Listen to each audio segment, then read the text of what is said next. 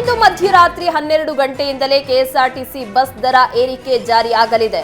ಸರ್ಕಾರದ ಆದೇಶದಂತೆ 15% ದರ ಹೆಚ್ಚಿಸಿರುವ ಕೆಎಸ್ಆರ್ಟಿಸಿ ಪರಿಷ್ಕೃತ ದರ ಪಟ್ಟಿ ಬಿಡುಗಡೆ ಮಾಡಿದೆ.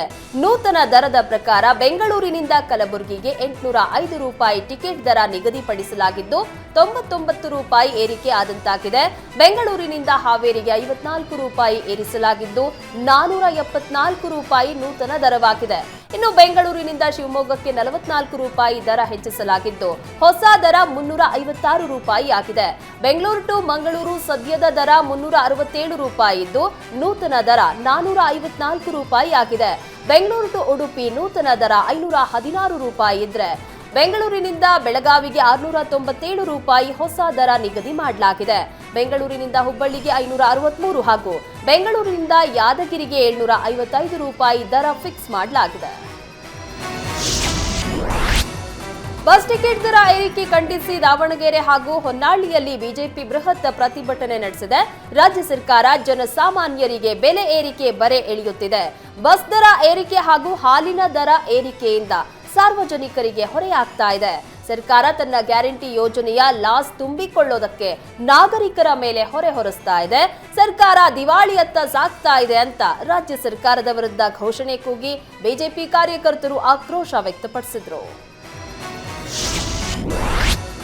ಬಸ್ ಟಿಕೆಟ್ ದರ ಏರಿಕೆ ಖಂಡಿಸಿ ರಾಜ್ಯ ಸರ್ಕಾರದ ವಿರುದ್ಧ ಕನ್ನಡ ಪರ ಸಂಘಟನೆಗಳು ಪ್ರತಿಭಟನೆ ನಡೆಸಿವೆ. ಚಾಮರಾಜನಗರ ಬಸ್ ನಿಲ್ದಾಣದ ಬಳಿ ತಮಟೆ ಚಳುವಳಿ ನಡೆಸಿದ ಕನ್ನಡ ಪರ ಸಂಘಟನೆಗಳು ಕಾಂಗ್ರೆಸ್ ಸರ್ಕಾರ ಬಂದಾಗಿನಿಂದಲೂ ಬೆಲೆ ಏರಿಕೆ ಆಗ್ತಾ ಇದೆ, ಮಹಿಳೆಯರಿಗೆ ಉಚಿತ ಕೊಟ್ಟು ಪುರುಷರಿಗೆ ಬರೆ ಎಳಿತಾ ಇದ್ದಾರೆ, ಬಸ್ ದರ ಇಳಿಸದೇ ಇದ್ರೆ ಉಗ್ರ ಹೋರಾಟ ಮಾಡ್ತೀವಿ ಅಂತ ಕನ್ನಡ ಪರ ಸಂಘಟನೆಗಳು ಸರ್ಕಾರಕ್ಕೆ ಎಚ್ಚರಿಕೆ ನೀಡಿವೆ.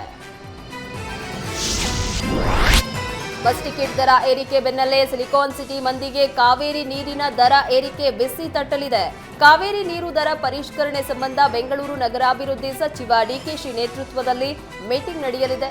ಸಭೆಯಲ್ಲಿ ಗೃಹ ಮತ್ತು ಗೃಹೇತರ ನೀರಿನ ಗ್ರಾಹಕರು ಭಾಗಿಯಾಗಲಿದ್ದು ಎಲ್ಲರ ಸಲಹೆ ಪಡೆದು ಬಳಿಕ ನೀರಿನ ದರ ಏರಿಕೆ ಪಟ್ಟಿ ಘೋಷಣೆ ಮಾಡಲಿದ್ದಾರೆ. ಮತ್ತೊಂದೆಡೆ ಜಲಮಂಡಳಿ ಈಗಾಗಲೇ ದರ ಪರಿಷ್ಕರಣೆ ಬೆಂಬಲಿಸುವಂತೆ ಬೆಂಗಳೂರಿನ ಎಲ್ಲ ಶಾಸಕರಿಗೆ ಪತ್ರ ಬರೆದಿದ್ದಾರೆ. ಕಳೆದ 10 ವರ್ಷದಿಂದ ಕಾವೇರಿ ನೀರಿನ ದರ ಪರಿಷ್ಕರಣೆ ಆಗಿಲ್ಲ. ಹೀಗಾಗಿ ಬಿಡಬ್ಲ್ಯೂಎಸ್ಎಸ್ಪಿ ಆರ್ಥಿಕವಾಗಿ ಸಂಕಷ್ಟದಲ್ಲಿ ಸಿಲುಕಿದೆ. ಹೀಗಾಗಿ ಗೃಹ ಬಳಕೆ ನೀರಿನ ದರ 30% 40% ಹಾಗೂ ಗೃಹೇತರ 45% ಏರಿಕೆ ಮಾಡುವ ಸಾಧ್ಯತೆ ಇದೆ. ಹಾಲು ಪೆಟ್ರೋಲ್ ಬಸ್ ದರ ಏರಿಕೆ ಮಾಡ್ತಾ ಇರುವ ರಾಜ್ಯ ಸರ್ಕಾರದ ನಿರ್ಧಾರಕ್ಕೆ ಸಂಸದ ಯದುವೀರ್ ಒಡೆಯರ್ ಬೇಸರ ವ್ಯಕ್ತಪಡಿಸಿದ್ದಾರೆ. ಕಾಂಗ್ರೆಸ್ನವರು ಗ್ಯಾರಂಟಿ ಯೋಜನೆ ಮೇಲೆ ಚುನಾವಣೆ ಗೆದ್ದಿದ್ದಾರೆ, ಮಾತಿಗೆ ತಕ್ಕಂತೆ ನಡೆದುಕೊಳ್ಳಬೇಕು, ಆರ್ಥಿಕ ದೃಷ್ಟಿಯಲ್ಲಿ ಪರಿಶೀಲನೆ ಮಾಡಬೇಕು, ಅದನ್ನು ಬಿಟ್ಟು ಜನಸಾಮಾನ್ಯರಿಗೆ ತೊಂದರೆ ಆಗುವಂತೆ ಬೆಲೆ ಏರಿಕೆ ಸರಿಯಲ್ಲ. ಗ್ಯಾರಂಟಿಗಾಗಿ ಬೇರೆ ಕಡೆಯಿಂದ ಹಣ ಉತ್ಪಾದನೆ ಮಾಡ್ತಾ ಇದ್ದಾರೆ. ನಾವು ಸಮಾಜದ ಹಿತಕ್ಕಾಗಿ ಕೆಲಸ ಮಾಡಬೇಕು, ಸರ್ಕಾರದ ನಿರ್ಧಾರದಿಂದ ಜನರಿಗೆ ಹೊರೆ ಆಗಬಾರದು ಅಂತ ಹೇಳಿದರು. ಗುತ್ತಿಗೆದಾರ ಸಚಿನ್ ಆತ್ಮಹತ್ಯೆ ಪ್ರಕರಣದಲ್ಲಿ ಸಚಿವ ಪ್ರಿಯಾಂಕ್ ಖರ್ಗೆ ರಾಜೀನಾಮೆಗೆ ಆಗ್ರಹಿಸಿ ಬಿಜೆಪಿ ಇಂದು ಕಲಬುರಗಿಯಲ್ಲಿ ಬೃಹತ್ ಪ್ರತಿಭಟನೆ ನಡೆಸಿದೆ. ವಿಪಕ್ಷ ನಾಯಕ ಅಶೋಕ್ ಹಾಗೂ ಛಲವಾದಿ ನಾರಾಯಣಸ್ವಾಮಿ ನೇತೃತ್ವದಲ್ಲಿ ನಡೆದ ಪ್ರತಿಭಟನೆಯಲ್ಲಿ ಸಿಟಿ ರವಿ, ರವಿಕುಮಾರ್ ಸೇರಿ ಸಾವಿರಾರು ಕಾರ್ಯಕರ್ತರು ಭಾಗಿಯಾಗಿದ್ದರು. ಜಗತ್ತ ಸರ್ಕಲ್ನಲ್ಲಿ ಪ್ರತಿಭಟನಾ ಸಮಾವೇಶ ನಡೆಸಿ ಬಳಿಕ ರ್ಯಾಲಿ ಆರಂಭಿಸಿದ ಬಿಜೆಪಿ ನಾಯಕರು ಮಾನವ ಸರಪಳಿ ಬೈಕ್ ರ್ಯಾಲಿ ಮೂಲಕ ಪ್ರಿಯಾಂಕ್ ಖರ್ಗೆ ನಿವಾಸಕ್ಕೆ ಮುತ್ತಿಗೆಗೆ ತೆರಳಿದ್ರು. ಈ ವೇಳೆ ಪ್ರತಿಭಟನಾಕಾರರು ಖರ್ಗೆ ನಿವಾಸದ ಬಳಿ ಬರ್ತಾ ಇದ್ದಂತೆ ಪೊಲೀಸರು ತಡೆಯೋ ಯತ್ನ ಮಾಡಿದ್ರು. ಈ ವೇಳೆ ಪ್ರತಿಭಟನಾಕಾರರು ಹಾಗೂ ಪೊಲೀಸರ ಮಧ್ಯೆ ತಳ್ಳಾಟ, ನೂಕಾಟ ನಡೆಯಿತು. ಪರಿಸ್ಥಿತಿ ನಿಯಂತ್ರಿಸಲು ಪೊಲೀಸರು ಬಿಜೆಪಿ ನಾಯಕರು ಹಾಗೂ ಪ್ರತಿಭಟನಾಕಾರರನ್ನ ವಶಕ್ಕೆ ಪಡೆದರು. ಈ ವೇಳೆ ಪೊಲೀಸರು ಹಾಗೂ ಸರ್ಕಾರದ ವಿರುದ್ಧ ಕಿಡಿಕಾರಿದ ಅಶೋಕ್, ಸರ್ಕಾರ ಗೂಂಡಾಗಿರಿ ಮಾಡಿ ನಮ್ಮ ಪ್ರತಿಭಟನೆ ಹತ್ತಿಕ್ಕುವ ಕೆಲಸ ಮಾಡ್ತಾ ಇದೆ ಅಂತ ಆಕ್ರೋಶ ವ್ಯಕ್ತಪಡಿಸಿದರು.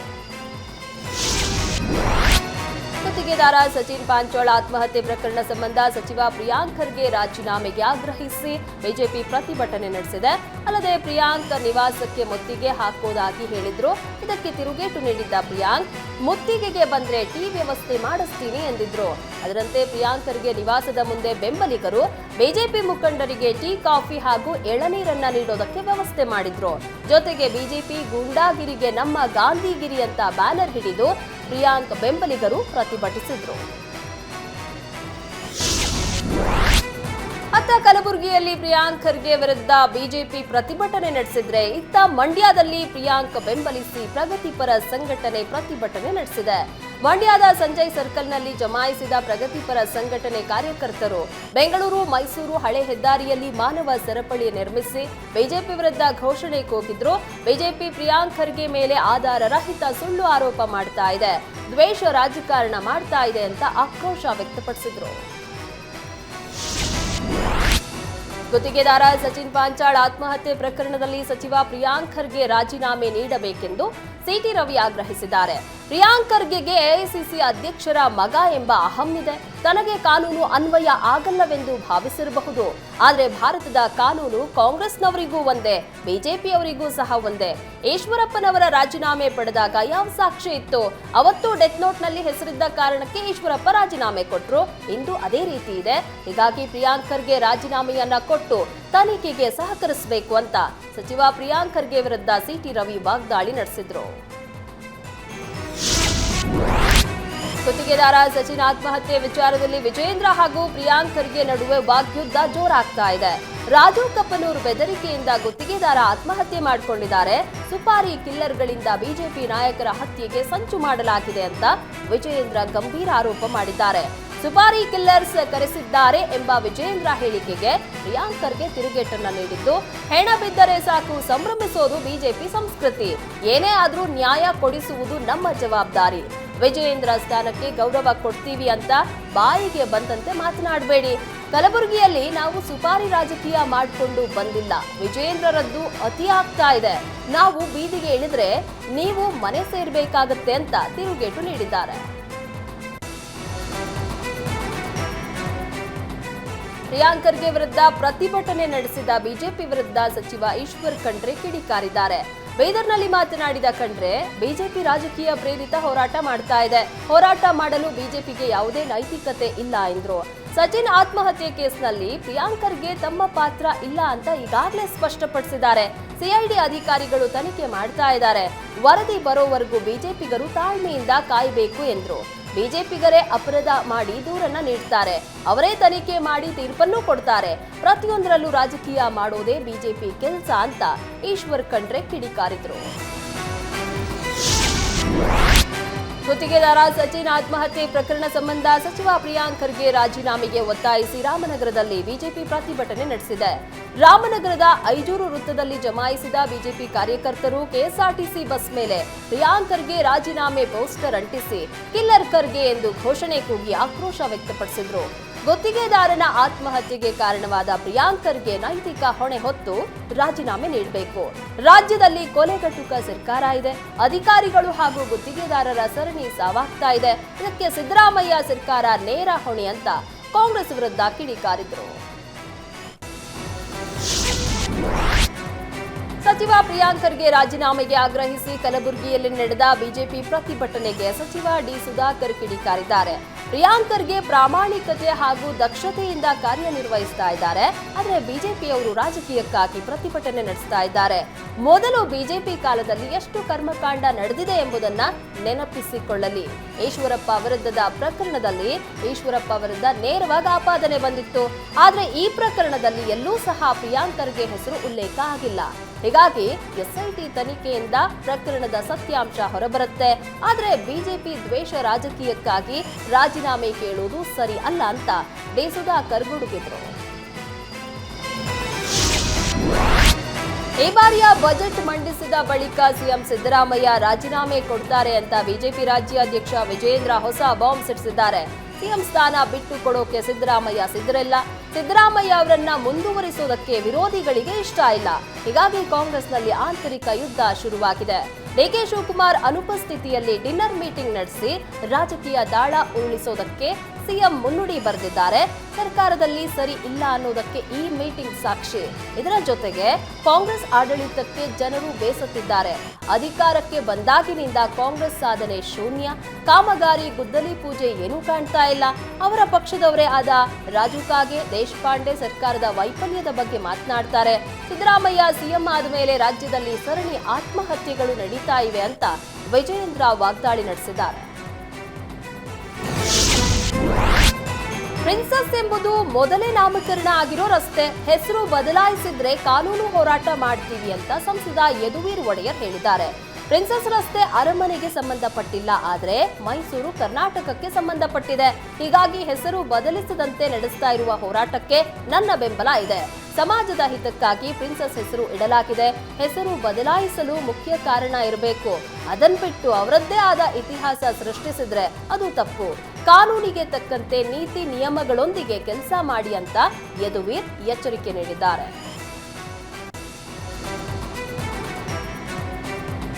ಮೈಸೂರಿನಲ್ಲಿ ಪ್ರಿನ್ಸಸ್ ರಸ್ತೆಗೆ ಸಿಎಂ ಸಿದ್ದರಾಮಯ್ಯ ಹೆಸರಿಡುವ ವಿಚಾರ ರಾಜಕೀಯ ಜಟಾಪಟಿಗೆ ವೇದಿಕೆ ಆಗ್ತಾ ಇದೆ. ಈ ಬಗ್ಗೆ ಕೇಂದ್ರ ಸಚಿವ ಕುಮಾರಸ್ವಾಮಿ ಪ್ರತಿಕ್ರಿಯೆ ನೀಡಿದ್ದು, ಮುಡಾ ವಿವಾದದ ಕೆಸರೆ ಗ್ರಾಮಕ್ಕೆ ಸಿಎಂ ಹೆಸರಿಡಲಿ ಅಂತ ಲೇವಡಿ ಮಾಡಿದ್ದಾರೆ. ರಸ್ತೆಗೆ ಹೆಸರಿಡುವ ವಿಚಾರದಲ್ಲಿ ಸಿದ್ದರಾಮಯ್ಯ ತಮ್ಮ ಬೆಂಬಲಿಗರನ್ನ ಚೂಬಿಟ್ಟಿದ್ದು ಜಾಣ ಮೌನ ವಹಿಸಿದ್ದಾರೆ. ಇಡೀ ಕರ್ನಾಟಕಕ್ಕೆ ಸಿದ್ದರಾಮಯ್ಯ ಅವರು ಬಹಳ ದೊಡ್ಡ ಕೊಡುಗೆ ಕೊಟ್ಟಿದ್ದಾರೆ. ಈ ರಾಜ್ಯಕ್ಕೂ ಅವರ ಹೆಸರೇ ಇಟ್ಟು ಬಿಡ್ಲಿ. ಮಹಾರಾಜರ ಮನೆತನಕ್ಕೆ ಸರ್ಕಾರ ಯಾಕೆ ಅಪಮಾನ ಮಾಡ್ತಾ ಇದೆ? ಸಿದ್ದರಾಮಯ್ಯ ಹೆಸರಿನ ರಾಜಕಾರಣ ಮಾಡೋದನ್ನ ನಿಲ್ಲಿಸಬೇಕು. ಮೈಸೂರಿಗೆ ನನ್ನ ಅವಧಿಯಲ್ಲೂ ಬಹಳ ಕೊಡುಗೆ ಕೊಟ್ಟಿದ್ದೇನೆ, ಹಾಗಂತ ನನ್ನ ಹೆಸರಿಡಿ ಅಂತ ಕೇಳಲು ಆಗತ್ತಾ ಅಂತ ಕುಮಾರಸ್ವಾಮಿ ವಾಗ್ದಾಳಿ ನಡೆಸಿದ್ರು. ಸತೀಶ್ ಜಾರಕಿಹೊಳಿ ನಿವಾಸದಲ್ಲಿ ಡಿನ್ನರ್ ಮೀಟಿಂಗ್ನಲ್ಲಿ ಯಾವುದೇ ರಾಜಕೀಯ ಚರ್ಚೆಗಳು ಆಗಿಲ್ಲ ಅಂತ ಸಚಿವ ಕೆಎನ್ ರಾಜಣ್ಣ ಹೇಳಿದ್ದಾರೆ. ಹೊಸ ವರ್ಷ ಹಿನ್ನೆಲೆ ಎಲ್ಲರನ್ನ ಕರೆಸಿ ಸತೀಶ್ ಊಟ ಹಾಕಿಸಿದ್ರು. ಅದನ್ನ ಬಿಟ್ಟು ಅವತ್ತು ಯಾವ ರಾಜಕೀಯದ ಬಗ್ಗೆಯೂ ಚರ್ಚೆ ಮಾಡಲಿಲ್ಲ. ಯಾವುದೇ ಬದಲಾವಣೆ ಇದ್ರೂ ಅದನ್ನ ಹೈಕಮಾಂಡ್ ನೋಡ್ಕೊಳ್ಳುತ್ತೆ. ಸಿಎಂ ಬದಲಾವಣೆ, ಮಂತ್ರಿ ಬದಲಾವಣೆ, ಕೆಪಿಸಿಸಿ ಅಧ್ಯಕ್ಷರ ಬದಲಾವಣೆ ಏನೇ ಆಗ್ಲಿ ಎಲ್ಲವೂ ಹೈಕಮಾಂಡ್ಗೆ ಬಿಟ್ಟದ್ದು. ನನಗಂತೂ ಯಾವ ಹುದ್ದೆಯೂ ಬೇಡ, ಬೇಕಿದ್ರೆ ಮಂತ್ರಿಯೂ ಬೇಡ. ನಮ್ಮ ಪಕ್ಷದ ಹೈಕಮಾಂಡ್ ಗಟ್ಟಿಯಾಗಿದೆ, ಎಲ್ಲವೂ ಸರಾಗವಾಗಿ ನಡೆದುಕೊಂಡು ಹೋಗುತ್ತೆ ಅಂತ ಹೇಳಿದ್ರು. ತಮ್ಮ ವಿರುದ್ಧ ಯತ್ನಾಳ್ ಸೇರಿ ಹಲವು ನಾಯಕರು ಅಸಮಾಧಾನಗೊಂಡಿರುವ ಬಗ್ಗೆ ವಿಜಯೇಂದ್ರ ಪ್ರತಿಕ್ರಿಯೆ ನೀಡಿದ್ದಾರೆ. ನಾನು ಬಿಜೆಪಿ ರಾಜ್ಯಾಧ್ಯಕ್ಷನಾಗಿ 1 ವರ್ಷ ಕಳೆದಿದೆ. ಪಕ್ಷದಲ್ಲಿ ಹಿರಿಯರಿದ್ದರೂ ಯುವಕನಾದ ನನಗೆ ರಾಜ್ಯಾಧ್ಯಕ್ಷ ಸ್ಥಾನದ ಅವಕಾಶ ನೀಡಿದ್ದಾರೆ. 1 ವರ್ಷದಲ್ಲಿ ನನ್ನ ಶಕ್ತಿ ಮೀರಿ ಶ್ರಮ ಹಾಕ್ತಾ ಇದ್ದೀನಿ. ರಾಜ್ಯ ಸರ್ಕಾರವನ್ನ ತುದಿಗಾಲಲ್ಲಿ ನಿಲ್ಲಿಸುತ್ತಿದ್ದೇನೆ. ಪಕ್ಷದಲ್ಲಿ ಎಲ್ಲರನ್ನೂ ವಿಶ್ವಾಸಕ್ಕೆ ತೆಗೆದುಕೊಂಡಿದ್ದೇನೆ. 2-3 ಮಾತನಾಡ್ತಾ ಇದ್ದಾರೆ, ಅವರನ್ನೂ ವಿಶ್ವಾಸಕ್ಕೆ ತೆಗೆದುಕೊಳ್ತೇನೆ. ದೆಹಲಿ ಭೇಟಿ ವೇಳೆ ಗೃಹ ಸಚಿವ ಅಮಿತ್ ಶಾ ಹಾಗೂ ನಡ್ಡಾ ಅವರ ಮುಂದೆ ಪಕ್ಷದ ವಾಸ್ತವಿಕ ವಿಚಾರವನ್ನ ತೆರೆದಿಟ್ಟಿದ್ದೇನೆ. ಗೊಂದಲಗಳನ್ನ ವರಿಷ್ಠರು ಸರಿಪಡಿಸ್ತಾರೆ. ರಾಜಕೀಯ ವ್ಯವಸ್ಥೆಯಲ್ಲಿ ಇವೆಲ್ಲವೂ ಸಹಜ. ಎಲ್ಲವನ್ನೂ ಸರಿಪಡಿಸಿಕೊಂಡು ಹೋಗುವ ಶಕ್ತಿ ನನಗಿದೆ ಅಂತ ವಿಜಯೇಂದ್ರ ಹೇಳಿದರು. ಅತ್ಯಾಚಾರ ಆರೋಪ ಪ್ರಕರಣದಲ್ಲಿ ಜೈಲು ಸೇರಿರುವ ಪ್ರಜ್ವಲ್ ರೇವಣ್ಣರನ್ನ ಇಂದು ಜನಪ್ರತಿನಿಧಿಗಳ ವಿಶೇಷ ನ್ಯಾಯಾಲಯದ ಮುಂದೆ ಹಾಜರುಪಡಿಸಲಾಗಿತ್ತು. ಪ್ರಜ್ವಲ್ ಪ್ರಕರಣದ ತನಿಖೆ ನಡೆಸ್ತಾ ಇರುವ ಎಸ್ಐಟಿ ದೋಷಾರೋಪ ಪಟ್ಟಿಯನ್ನ ಸಿದ್ಧಪಡಿಸಿ ಕೋರ್ಟ್ ಮುಂದೆ ಹಾಜರುಪಡಿಸಿತ್ತು. ಇಂದಿನ ವಾದ ಪ್ರತಿವಾದದ ಬಳಿಕ ಮುಂದಿನ ವಿಚಾರಣೆಯನ್ನ ಜನವರಿ 6ಕ್ಕೆ ಮುಂದೂಡಿ ಕೋರ್ಟ್ ಆದೇಶಿಸಿದೆ. ಮುಂದಿನ ವಿಚಾರಣೆ ವೇಳೆಯೂ ಪ್ರಜ್ವಲ್ ರೇವಣ್ಣರನ್ನ ಖುದ್ದು ಹಾಜರಿಗೆ ಸೂಚನೆ ನೀಡಿದೆ. 6 ತಿಂಗಳಿಂದ ಜೈಲಿನಲ್ಲಿ ಇರುವ ಪ್ರಜ್ವಲ್ ರೇವಣ್ಣ ಜಾಮೀನು ಪಡೆಯಲು ಯತ್ನಿಸ್ತಾ ಇದ್ರೆ ಎಸ್ಐಟಿ ಚಾರ್ಜ್ ಫ್ರೇಮ್ ಮಾಡಿ ಟ್ರಯಲ್ ಆರಂಭಿಸಿದೆ. ಅಂಬೇಡ್ಕರ್ ವಿರುದ್ಧ ಕೇಂದ್ರ ಗೃಹ ಸಚಿವ ಅಮಿತ್ ಶಾ ಹೇಳಿಕೆ ಖಂಡಿಸಿ ಜನವರಿ 6ರಂದು ಕೊಪ್ಪಳ ಬಂದ್ಗೆ ಕರೆ ನೀಡಲಾಗಿದೆ. ವಿವಿಧ ಸಂಘಟನೆಗಳು ಕೊಪ್ಪಳ ಬಂದ್ ಮಾಡಿ ಪ್ರತಿಭಟನೆ ನಡೆಸೋದಾಗಿ ಘೋಷಿಸಿವೆ. ಅಮಿತ್ ಶಾ ರಾಜೀನಾಮೆ ನೀಡೋವರೆಗೂ ಹೋರಾಟ ಮಾಡೋದಾಗಿ ಎಚ್ಚರಿಕೆ ನೀಡಿದ್ದಾರೆ. ಬಂದ್ ವೇಳೆ ಬೆಳಗ್ಗೆ ಬೃಹತ್ ಬೈಕ್ ಜಾಥಾ ಕೂಡ ಆಯೋಜಿಸಲಾಗಿದೆ.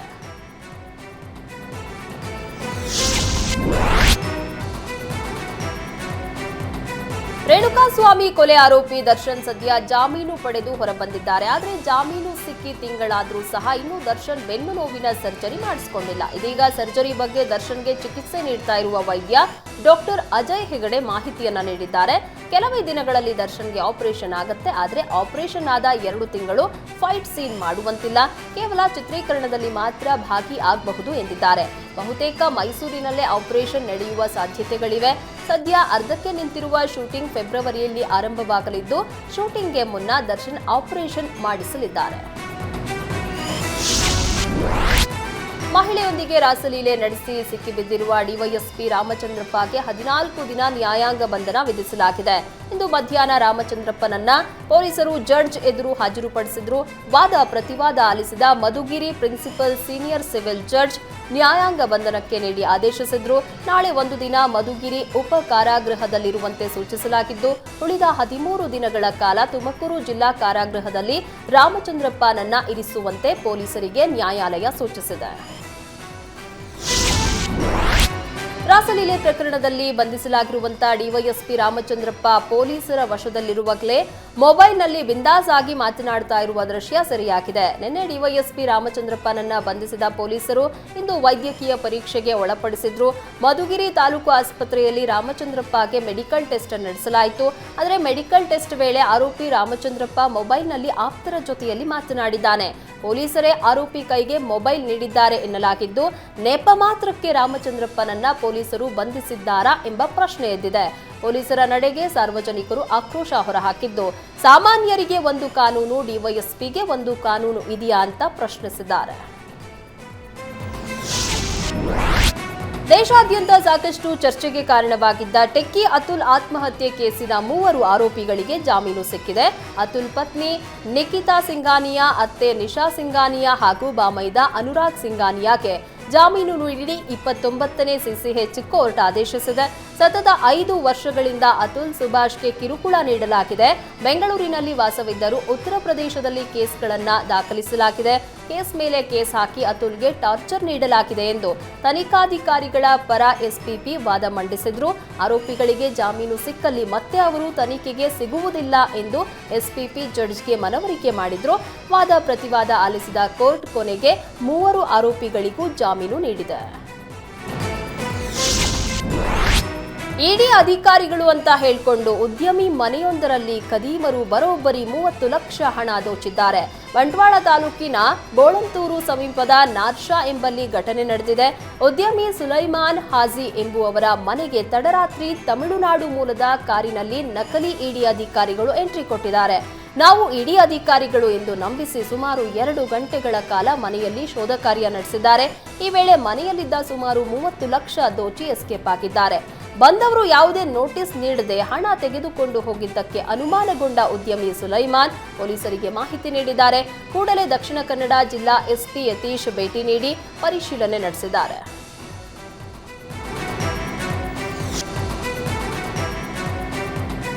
ಬಂಗಾರಪೇಟೆ ತಹಶೀಲ್ದಾರ್ ಕುರ್ಚಿಗಾಗಿ ಅಧಿಕಾರಿಗಳ ಮಧ್ಯೆ ಜಟಾಪಟಿ ಶುರುವಾಗಿದೆ. ಬಂಗಾರಪೇಟೆ ತಹಶೀಲ್ದಾರ್ ಆಗಿದ್ದ ವೆಂಕಟೇಶಪ್ಪರನ್ನ ಇತ್ತೀಚೆಗೆ ದಿಢೀರ್ ವರ್ಗಾವಣೆಗೊಳಿಸಿ ಸರ್ಕಾರ ಆದೇಶಿಸಿತ್ತು. ಆದರೆ ಕೆಎಟಿಗೆ ಅರ್ಜಿ ಸಲ್ಲಿಸಿದ್ದ ವೆಂಕಟೇಶ್ವರಪ್ಪ ವರ್ಗಾವಣೆಗೆ ತಡೆಯಾಜ್ಞೆಯನ್ನ ತಂದಿದ್ರು. ನಿನ್ನೆ ತಡೆಯಾಜ್ಞೆ ಆದೇಶ ಸಿಕ್ಕ ಹಿನ್ನೆಲೆ ಇಂದು ತಹಶೀಲ್ದಾರರಾಗಿ ಅಧಿಕಾರ ಸ್ವೀಕರಿಸಲು ವೆಂಕಟೇಶಪ್ಪ ತಾಲೂಕು ಕಚೇರಿಗೆ ಆಗಮಿಸಿದ್ರು. ಆದರೆ ಹೊಸದಾಗಿ ನೇಮಕವಾದ ತಹಶೀಲ್ದಾರ್ ಸುಜಾತ ಕೂಡ ತಹಶೀಲ್ದಾರ್ ಕಚೇರಿಗೆ ತೆರಳಲು ಕಾದು ನಿಂತಿದ್ರು. ಗೊಂದಲಕ್ಕೆ ಒಳಗಾದ ಸಿಬ್ಬಂದಿ ಇಬ್ಬರಿಗೂ ತಹಶೀಲ್ದಾರ್ ಕಚೇರಿಗೆ ತೆರಳುವುದಕ್ಕೆ ಬಿಡದೆ ಕಚೇರಿಗೆ ಬೀಗ ಜಡಿದ್ರು. ಬಂಗಾರಪೇಟೆಯ ದಾಸರ ಹೊಸಹಳ್ಳಿಯಲ್ಲಿ ಅಂಗನವಾಡಿ ಕಟ್ಟಡದ ಮೇಲ್ಚಾವಣಿ ಕುಸಿತಗೊಂಡಿದೆ. ಘಟನೆಯಲ್ಲಿ 4 ಮಕ್ಕಳ ತಲೆ ಹಾಗೂ ಕೈಕಾಲುಗಳಿಗೆ ಗಾಯವಾಗಿದೆ. ಕಟ್ಟಡದ ಮೇಲ್ಚಾವಣಿ ಕುಸಿತಗೊಂಡ ವೇಳೆ ಅಂಗನವಾಡಿಯಲ್ಲಿ ಒಟ್ಟು 7 ಮಕ್ಕಳಿದ್ರು. ಅದೃಷ್ಟವಶಾತ್ ಯಾವುದೇ ಪ್ರಾಣಾಪಾಯ ಸಂಭವಿಸಿಲ್ಲ. ಗಾಯಾಳು ಮಕ್ಕಳನ್ನ ಬಂಗಾರಪೇಟೆ ಆಸ್ಪತ್ರೆಗೆ ದಾಖಲಿಸಿ ಚಿಕಿತ್ಸೆ ನೀಡಲಾಗ್ತಾ ಇದೆ. ಕಟ್ಟಡ ಶಿಥಿಲವಾಗಿರುವ ಕುರಿತು ಸಂಬಂಧಪಟ್ಟ ಅಧಿಕಾರಿಗಳ ಗಮನಕ್ಕೂ ತಂದರೂ ಸಹ ಯಾವುದೇ ಪ್ರಯೋಜನ ಆಗಿರಲಿಲ್ಲ.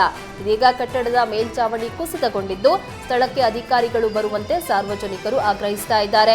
ಮತ್ತೊಂದೆಡೆ ಬಂಗಾರಪೇಟೆ ಆಸ್ಪತ್ರೆಗೆ ಶಾಸಕ ಎಸ್ಎನ್ ನಾರಾಯಣಸ್ವಾಮಿ ಭೇಟಿ ನೀಡಿ ಗಾಯಾಳು ಮಕ್ಕಳ ಆರೋಗ್ಯವನ್ನ ವಿಚಾರಿಸಿದರು. ಚನ್ನಗಿರಿ ತಾಲೂಕಿನ ಗ್ರಾಮೀಣ ಪ್ರದೇಶಗಳಲ್ಲಿ ಅಕ್ರಮ ಮದ್ಯ ಮಾರಾಟ ಖಂಡಿಸಿ ಪ್ರತಿಭಟನೆ ನಡೆಸಲಾಗ್ತಾ ಇದೆ. ದಲಿತ ಸಂಘರ್ಷ ಸಮಿತಿ ನೇತೃತ್ವದಲ್ಲಿ ಹೊಸಹಳ್ಳಿ ಗ್ರಾಮಸ್ಥರು ಅಬಕಾರಿ ನಿರೀಕ್ಷಕರ ಕಚೇರಿ ಮುಂದೆ ಅನಿರ್ದಿಷ್ಟಾವಧಿ ಪ್ರತಿಭಟನೆಯನ್ನ ನಡೆಸ್ತಾ ಇದ್ದಾರೆ. ಚನ್ನಗಿರಿ ತಾಲೂಕಿನ ಹಳ್ಳಿಗಳಲ್ಲಿ ಅಕ್ರಮ ಮದ್ಯ ಮಾರಾಟ ಆಗ್ತಾ ಇದೆ. ಸಣ್ಣ ಪುಟ್ಟ ಗ್ರಾಮಗಳಲ್ಲಿ ಗುತ್ತಿಗೆ ಪದ್ಧತಿಯಲ್ಲಿ ಮದ್ಯ ಮಾರಾಟ ಆಗ್ತಾ ಇದೆ. ಇದರಿಂದ ಗ್ರಾಮದ ಯುವಕರು ಮದ್ಯದ ದಾಸರಾಗ್ತಾ ಇದ್ದಾರೆ. ಕೆಲ ಕಡೆ ಲೈಸೆನ್ಸ್ ಇಲ್ಲದೇ ಇದ್ರೂ ಅಕ್ರಮವಾಗಿ ಮದ್ಯ ಮಾರಾಟ ಮಾಡ್ತಾ ಇದ್ದಾರೆ. ಕೆಲ ಅಬಕಾರಿ ಅಧಿಕಾರಿಗಳಿಗೆ ಈ ಬಗ್ಗೆ ಗೊತ್ತಿದ್ರೂ ಜಾಣ ಮೌನ ವಹಿಸಿದ್ದಾರೆ. ಅಕ್ರಮ ಮದ್ಯ ಮಾರಾಟ ನಿಲ್ಲುವವರೆಗೂ ನಮ್ಮ ಹೋರಾಟ ನಿರಂತರವಾಗಿರುತ್ತದೆ ಅಂತ ಆಕ್ರೋಶ ವ್ಯಕ್ತಪಡಿಸಿದ್ದಾರೆ. ಕೊಪ್ಪಳದ ಹಿರೇಬೆಣಕಲ್ ಅಣು ಸ್ಥಾವರ ನಿರ್ಮಾಣಕ್ಕೆ ಭೂಮಿ ಸರ್ವೆ ನಡೆಸಲಾಗಿದೆ. ಆದರೆ ಹಿರೇಬೆಣಕಲ್ನಲ್ಲಿ ಅಣು ಸ್ಥಾವರ ನಿರ್ಮಾಣ ವಿರೋಧಿಸಿ ವಿವಿಧ ಸಂಘಟನೆಗಳು ಹೇಮಗುಡ್ಡ ಟೋಲ್ ಬಳಿ ಬೃಹತ್ ಪ್ರತಿಭಟನೆ ನಡೆಸಿವೆ. ಟೋಲ್ ಗೇಟ್ ಮುಂದೆ ರಸ್ತೆ ತಡೆ ನಡೆಸಿ ಪ್ರತಿಭಟನೆ ನಡೆಸಿ ಅಣು ಸ್ಥಾವರ ನಿರ್ಮಾಣ ಮಾಡದಂತೆ ಎಚ್ಚರಿಕೆ ನೀಡಿದ್ರು. ಪ್ರತಿಭಟನೆಯಲ್ಲಿ ಮಾಜಿ ಸಚಿವ ಮಲ್ಲಿಕಾರ್ಜುನ ನಾಗಪ್ಪ, ಕಲ್ಮಠದ ಸ್ವಾಮೀಜಿ ಸೇರಿ ಹಲವರು ಭಾಗಿಯಾಗಿದ್ರು. ಈ ವೇಳೆ ಪ್ರತಿಭಟನೆ ತೀವ್ರಗೊಂಡು ಪ್ರತಿಭಟನಾಕಾರರು ಭತ್ತದ ಹುಲ್ಲಿಗೆ ಬೆಂಕಿ ಹಚ್ಚೋದಕ್ಕೆ ಮುಂದಾದ್ರು. ಕೂಡಲೇ ಪೊಲೀಸರು ಪರಿಸ್ಥಿತಿಯನ್ನ ನಿಯಂತ್ರಿಸಿ ಪ್ರತಿಭಟನಾಕಾರರನ್ನ ವಶಕ್ಕೆ ಪಡೆದ್ರು.